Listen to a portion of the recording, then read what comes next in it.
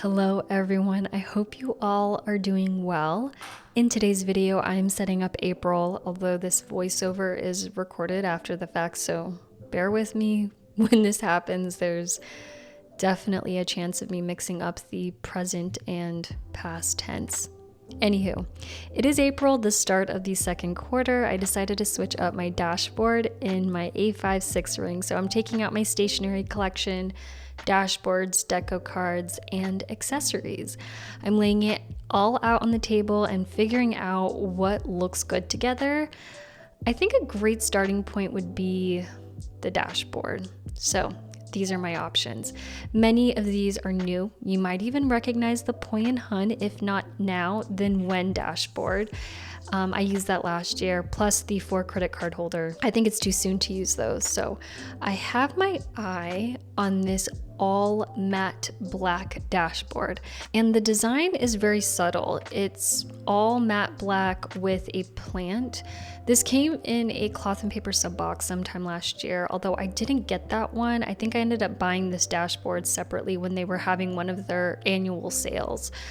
I only recently had my eye on this because at the beginning of the year, a friend of mine, her husband bought her the cloth and paper foundations planner, A56 ring, the same exact one that I have in color cortado.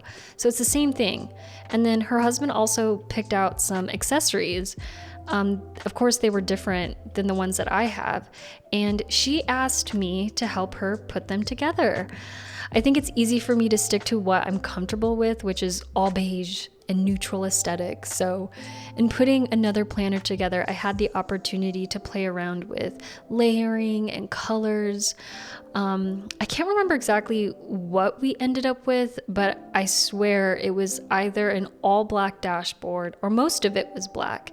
Now, I never thought that an all black dashboard would look good with the color cortado because I don't know, I just thought that both were like too dark. Like I like having the contrast, light beige with the planner cortado. However, after seeing my friend's planner, I thought, wow, I actually like that combo. So here we are. I plan on using this. I also love this deco card, which is shaped like a bookmark. I think it is a bookmark. I like this length. It adds so much to a very simple dashboard. I love it. I love it. I love it. Since I'm switching up the dashboard, I also need to change the deco card I have in the credit card holder in the front of my planner because the one I currently have does not look good with this new dashboard. So I'm looking through my deco cards and I have a lot. I have so much because they usually come as freebies when you order something from a stationery company, so I have quite a bit to choose from.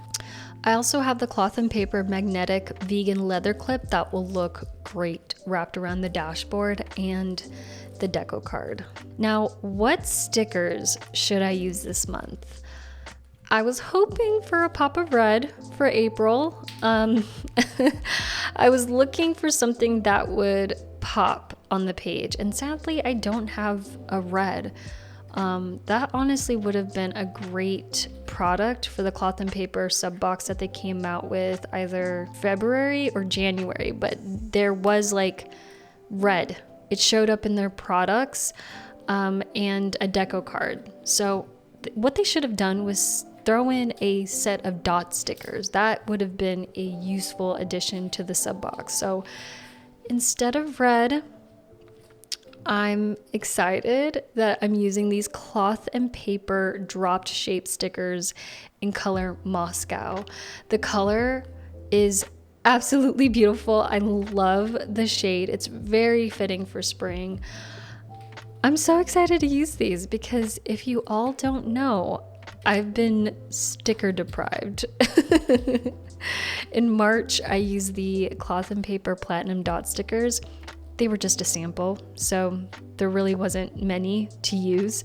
I think they came in an order or something, so I didn't have a ton to use for the month. I mainly use them for major events that took a good chunk of time. No, now that it's a new month, new stickers, I am so glad I have a full pack because now I have unlimited use of these stickers. I was starting to think that maybe I'm not a sticker girl anymore, but that's clearly not the truth. I miss using my stickers.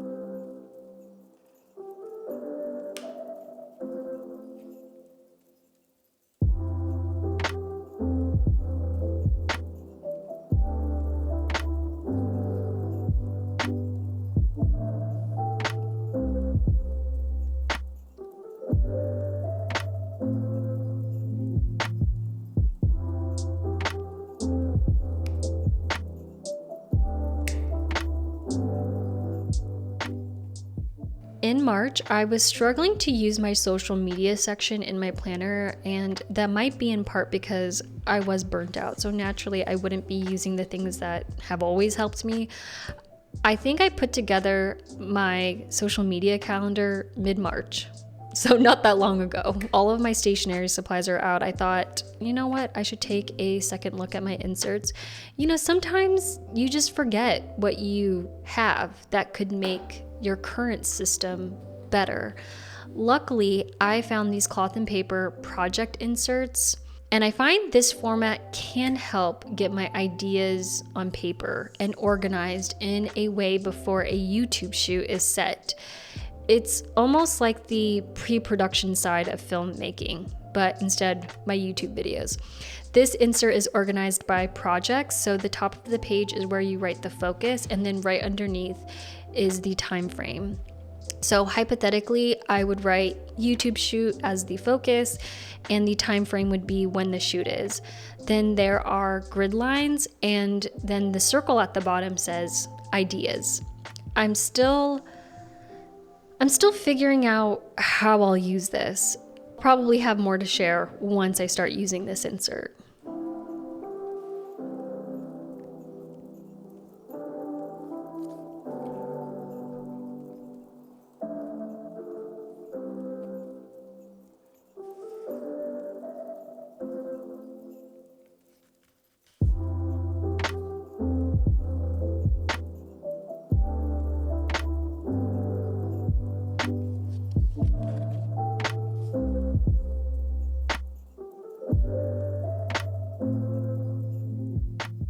Wow, I love this new look. I am so glad I did this. Seriously, if you guys have just a little stationery collection, go through your stuff and try something new. Put two things you wouldn't think would look good together and just test it out. You never know. You know, like I said earlier, for me, when I like something, I like it, and then I'll keep it instead of using the other stationery in my collection, and then that stuff is just collecting dust for an entire year. So again, I am so glad I did this. Next, I'm starting to set up for April, and you all know the drill. I'm referencing my future log section for any events, doctor appointments, and book club. I'm gonna pop that into the monthly overview section. And then I also wanted to share about how lately I've been filling my monthly overview with a lot more activities for my son and I. Especially, I think it happened maybe the start of this year. My son was maybe 15, 16 months. And now he's down to one nap. I have made it a point to go outside with my son, whether that's a walk around the neighborhood, a play date, or the park. The goal is to get out of the house. I don't know if it's a boy thing or kids in general, but I can tell my son wants to do something other than stay at home. Now, we are a no television household, and that may be the reason why my son is like itching to go outside, because he knows like that's where the entertainment is. Let me go back. We do have a TV, but my husband and I only watch TV when my son is sleeping. We don't have the TV on when he's up. That's mainly because like we want him to be an outdoor kid, enjoy nature, play outside with other kids, and also know how to sit in silence. I swear that is so underrated. I looked at my habits before I had my son, and I always had something playing in the background, a TV show or a podcast. It was almost as if I just didn't know how to sit in silence. That is probably due to habits I've developed as an adult. I can't specifically point to something in my childhood because growing up, we were outside kids. Like, we played outside all the time up until high school, and we might be the last generation of outdoor kids. I think it's because maybe our family didn't get a computer until high school, but then again, high school, when you're older, like, do you really want to go outside and play? Not really. But it kind of just happened naturally because we got a computer. You know, we, I think, had MySpace, and we started playing computer games, that sort of thing. So that kept us indoors.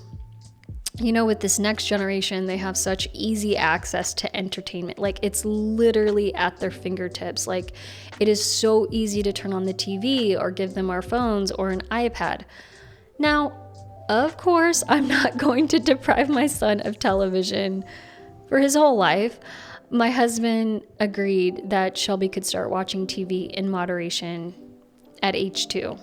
And especially now that he's older, I've seen a physical reaction from my son, you know, saying he's bored and wants to go outside. You know, he'll just maybe be just a little extra needy, or he's like whining about something, and then it kind of just clicks in my head like, you know what, I think if we go outside, he's gonna feel a lot better. So with that being the case, I have been hunting for activities like story time at the library, which is like my new favorite thing to do. It's free, which is really nice. Since he's still a baby, we get to go twice a week in the mornings, and that's been so nice.